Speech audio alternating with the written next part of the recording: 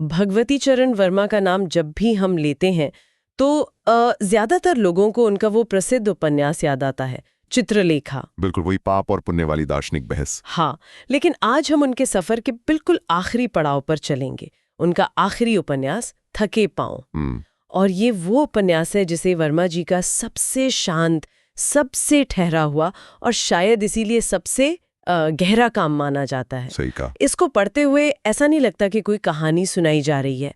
ऐसा लगता है जैसे हम एक 70 साल के बुजुर्ग के साथ एक खामोश कमरा साझा कर रहे हैं, जो अपनी जिंदगी की किताब के बस आखिरी पन्ने पलट रहा है। कोई बड़ा ड्रामा नहीं है, कोई शिकायत नहीं, कोई उम्मीद भी नहीं, बस एक गहरी स्वीकृति है। ठीक वही। तो आज हमारी इस चर्चा का मकसद सिर्फ इस कहानी को जानना नहीं है, बल्कि भगवती चरण वर्मा के इस अंतिम साहित्यिक बयान के जरिए अकेलेपन को, यादों को और जीवन के उस अंतिम सफर की गरिमा को समझना है। और इस कहानी के केंद्र में जो पात्र हैं कैलाश बाबू, वो सिर्फ एक किरदार नहीं है, वो उस पूरी पीढ़ी का प्रतीक हैं जिसे वक्त ने पीछे छोड़ दिया है। अच्छा। 69 साल के रिटायर्ड पोस्टमास्टर, उनकी दुनिया एक छोटे से शहर के किराए के मकान, एक खराब पड़े रेडियो और यादों से भरे एक लोहे के बक्से में सिमट गई है। उनका अकेलापन मतलब सिर्फ शारीरिक नहीं है। नहीं, बिल्कुल नहीं। ये एक तरह का अस्तित्व का अकेलापन है। पत्नी का देहांत हुए 12 साल हो चुके हैं। बेटा अमेरिका में है, जिसका साल में एक बार त्योहार पर फोन आ जाता है, बस एक रस्म की तरह। और एक बेटी भी तो है। हाँ, एक बेटी है जो अपने ससुराल में है, जहां उसे शायद एक जिम्मेदारी ही समझा जाता है।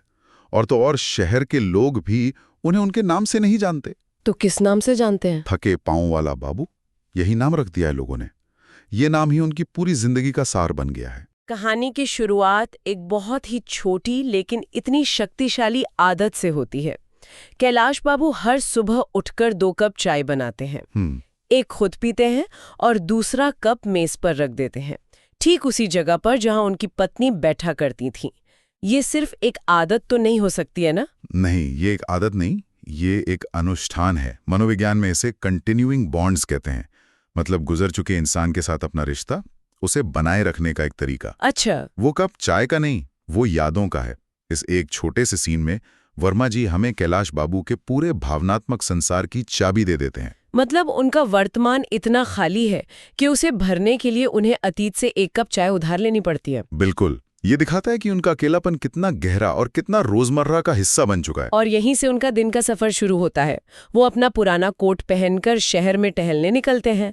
लेकिन ये सिर्फ एक सैर नहीं लगती, ये एक तरह की तीर्थ यात्रा है अपनी ही जिंदगी की।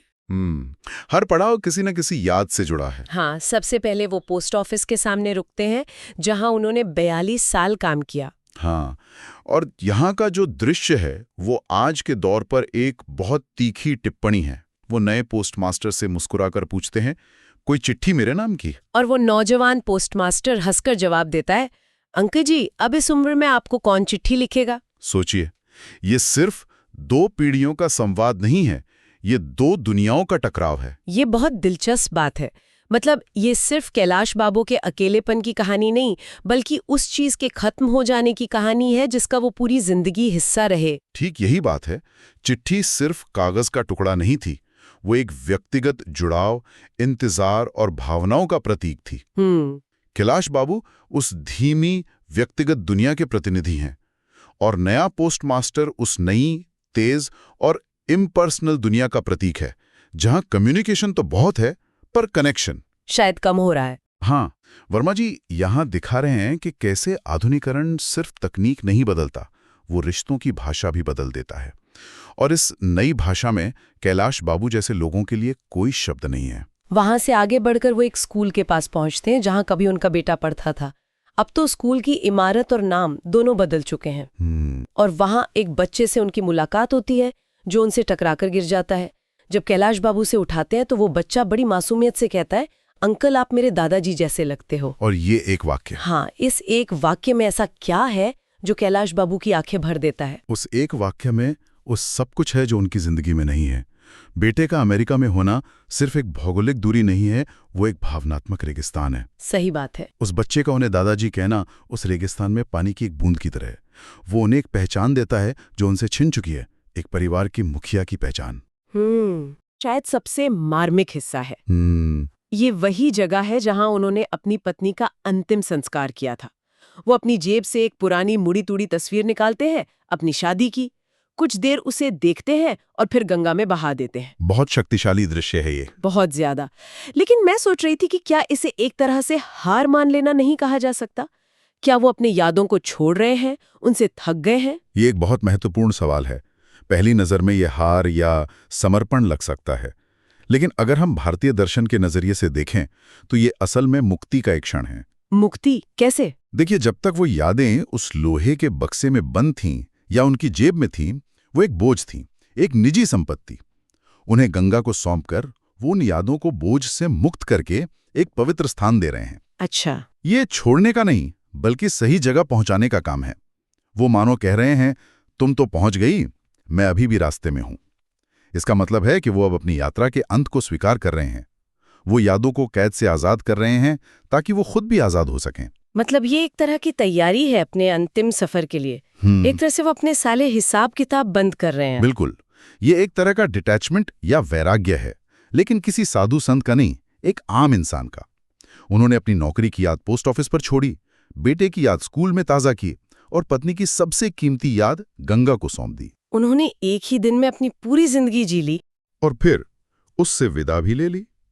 इसीलिए जब शाम को एक पड़ोसी उनसे पूछता है कि कहाँ गए थे, तो उनका जवाब, बेटी आज मैं अपनी पूरी जिंदगी घूम आया, इतना गहरा और सार्थक लगता है। घर लौटकर भी उनका अकेलापन उनका पीछा नहीं छोड़ता।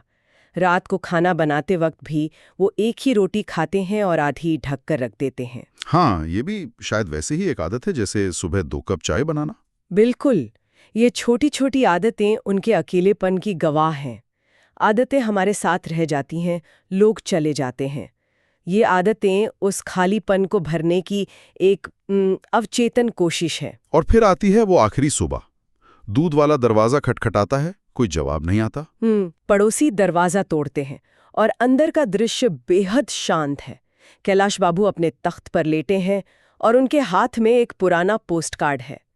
ये उपन्यास का क्लाइमैक्स है और सबसे चौंकाने वाला भी। सही कहा। उस पोस्ट कार्ड पर कैलाश बाबू की ही लिखाई में लिखा है, प्रिय कैलाश, अब थक गए ना, अब घर चलो, इंतजार कर रही हूं तुम्हारी ही। ये महज एक कागज का टुकड़ा नहीं है, ये उनकी पूरी जिंदगी का दर्शन है। एक खत जो आत्मा ने शरीर को लिखा है। लेकिन इसे कैसे समझा जाए? क्या ये एक तरह का सुसाइड नोट है, या ये उनकी मानसिक स्थिति को दिखाता है, या इसका कोई और ज्यादा गहरा मतलब है? देखिए, वर्मा जी ने इसे जानबूझकर अस्पष्ट छोड़ा है ताकि पाठक खुद इसका अर्थ निकाले। एक स्तर पर हाँ, इसे हताशा का चरम कहा जा सकता है, जहां इंसान खुद को ही सहारा देता है। लेकिन एक ज्यादा सुंदर और दार्शनिक व्याख्या यह है कि ये आत्मस्वीकृति और आत्मकरुणा का अंतिम कार्य है।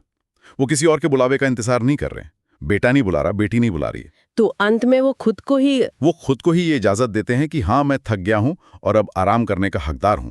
ये उनकी पत्नी की आवाज नहीं, बल्कि उनके अंदर की वो आवाज है जो उनकी पत्नी की याद से जुड़ी हुई है। तो ये मौत को गले लगाना है, लेकिन हार कर नहीं। बिल्कुल, हार कर नहीं, बल्कि एक थके हुए मुसाफिर की तरह जो अपनी मंजिल पर पहुंचकर शांति पाता है। और तभी एक पड़ोसी कहता है, बाबूजी को ट्रेन का इंतजार था, शायद ट्रेन आ गई। ये एक लाइन ये पूरी कहानी को एक रूपक में बांध देती है। बिल्कुल, जिंदगी एक रेलवे स्टेशन है, हम सब अपनी अपनी ट्रेन का इंतजार कर रहे हैं, मुसाफिर हैं, और मौत वो ट्रेन है जो हमें हमारे अंतिम गंतव्य यानी घर ले जाती है। कैलाश बाबू का घर अब वो किराए का मकान नहीं था। उनका घर वहां था जहां उनकी पत्नी थी, और उस पोस्टकार्ड के जरिए उन्होंने अपनी ट्रेन का टिकट खुद ही काट लिया था। उपन्यास की आखिरी पंक्ति है, थके पांवों का सफर खत्म हो गया था। अब उन्हें कोई और रास्ता नहीं चलना था, बस घर पहुंचना था, और वे पहुंच गए। इसे पढ़कर रोना नहीं आता, एक अजीब सी खामोशी छा जाती है। ऐसा क्यों है? क्योंकि ये उपन्यास दुख या ट्रेजेडी का नहीं है, ये एक चक्र के पूरा होने का है। ये मौत को एक भयावह अंत की तरह नहीं, बल्कि एक स्वाभाविक और शांतिपूर्ण वापसी की तरह दिखाता है। अच्छा। वर्मा जी हमें किसी किरदार के लिए अफसोस करने पर मजबूर नहीं करते, बल्कि वो हमें जीवन की इस अंतिम सच्चाई पर विचार करने के लिए आमंत्रित करते हैं। इसीलिए ये किताब जोर से रुलाती नहीं, बल्कि अंदर तक शांत कर देती है।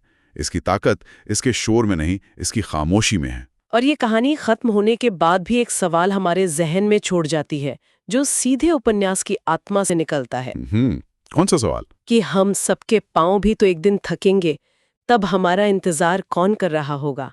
या हमें भी कैलाश बाबू की तरह खुद को ही घर बुलाना पड़ेगा? और यही इस चर्चा का अंतिम और सबसे जरूरी बिंदु है। ये कहानी सिर्फ कैलाश बाबू की नहीं है, ये उन अनगिनत अकेले बुजुर्गों की कहानी है जो शायद हमारे आसपास ही रहते हैं, खामोशी से अपनी ट्रेन का इंतजार करते हुए। ये उपन्यास एक आईना है जो हमें हमारे समाज की उस सच्चाई को दिखाता है जिसे हम अक्सर अनदेखा कर देते हैं। और इसका जो अंतिम संदेश है वो एक तरह की याद दहानी है, एक चेतावनी भी। क्या? कि अगर हमारी जिंदगी में भी कोई कैलाश बाबू हैं तो शायद हमें उनसे जाकर बात कर लेनी चाहिए, क्योंकि ट्रेन कभी भी आ सकती है।